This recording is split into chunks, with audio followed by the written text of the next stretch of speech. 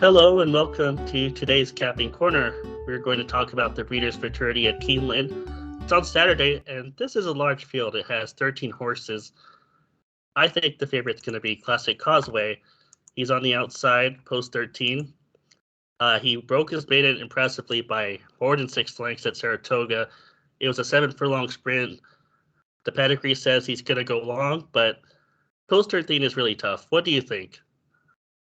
Yes, Classic Causeway was really impressive indeed. He won by 16.5 lengths. That was a very impressive win. This horse is by Giant Causeway.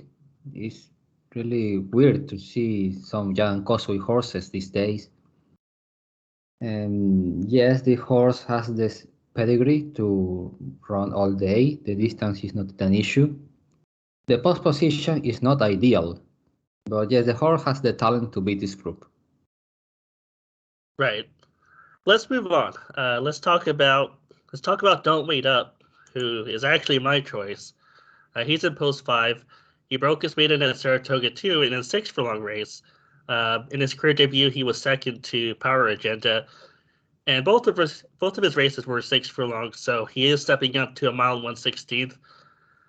I know the pedigree is kind of questionable, but his dam, Lovely Marissa, is a half sister to an active runner named Nasty, who won the Lady of Shamrock Stakes in December. It was a 1-mile turf race. I don't know if that means anything, but what do you think? Can Don't Wait Up stretch out? Well, to stretch out from 6 furlongs to a mile and a 16th is a tall task. However, this horse has early speed, and that is a plus. He won in a good fashion, and it seems he's working steadily for this race. However, Don't Wait Up pedigree suggests he would be better as a sprinter. I think Upstart is okay with starting route runners. What Don't Wait Up second dam is Valiant Passion, and Valiant Passion was a sprinter. He was a stakes place filly, but only on sprint races. Fair enough. Well, let's move on. Let's talk about Stellar Tap, who was in post 3, and this was a hyped horse after his maiden win back in August. He won by 5 1/4 lengths at Saratoga in a 7-furlong sprint. Then he tried the Iroquois Stakes at Churchill Downs, and it just didn't work out. He made the lead on the far turn, but he couldn't match Major General in the stretch, and he faded to 5th. Can you forgive Stellar Tap's Iroquois Stakes? Oh well, Stellar Tap regressed in that race when he stretched out to a 2-turn race. That was a disappointment to me. So I'm passing with this horse. I prefer another horses. But the pedigree, it says he should be able to route with Tapit on top and Medaglia de Oro on the bottom. Yes, that's true. The pedigree suggests he would handle the distance, but we don't know. Probably he's not good enough, and I'm trying with another horses in this race.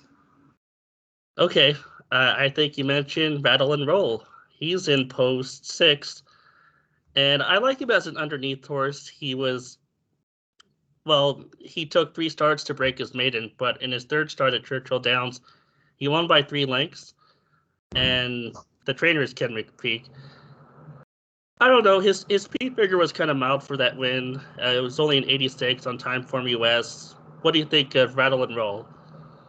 Yes, on the speed figure standpoint, he doesn't look too fast for this spot, but he was visually impressive in the race, and we can draw a line to his second race because he didn't finish. He was east in that race. I think this is a horse that needs some pace. Will need some pace, and in my opinion, he's going to run well. I think he's useful in exotics, and he would be a good horse next year. He will be a factor in the road to the Derby, but in this race, I think he's going to run well and he's going to hit the board. Right. I think he'll benefit from a fast pace.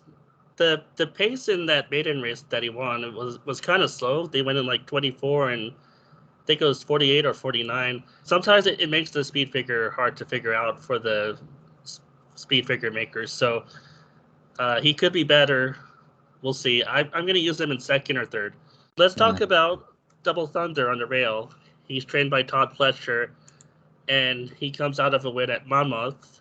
He won the Sapling Stakes by half a length over American Sanctuary, who's also in this race. But in the Saratoga Special, he was a distant fourth. What do you think of Double Thunder? Double Thunder is not too fast for this race. He's a kind of slow horse.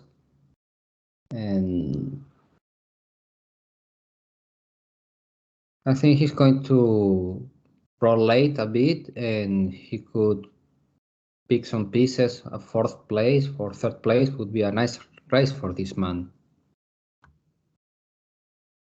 I think he could also benefit from a fast pace, and he could save ground on the rail if he handles taking dirt in the face. I think he could save ground on each turn. I don't like him to win, but I could use him in the trifecta as well. Well, why not we talk about my top pick? Okay, let's talk about Great Escape. Okay. Great Escape is drawn kind of wide, but not too wide. He's trained by Rodolphe Brisset.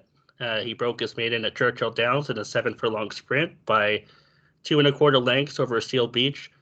In his career debut, he was second at Ellis Park.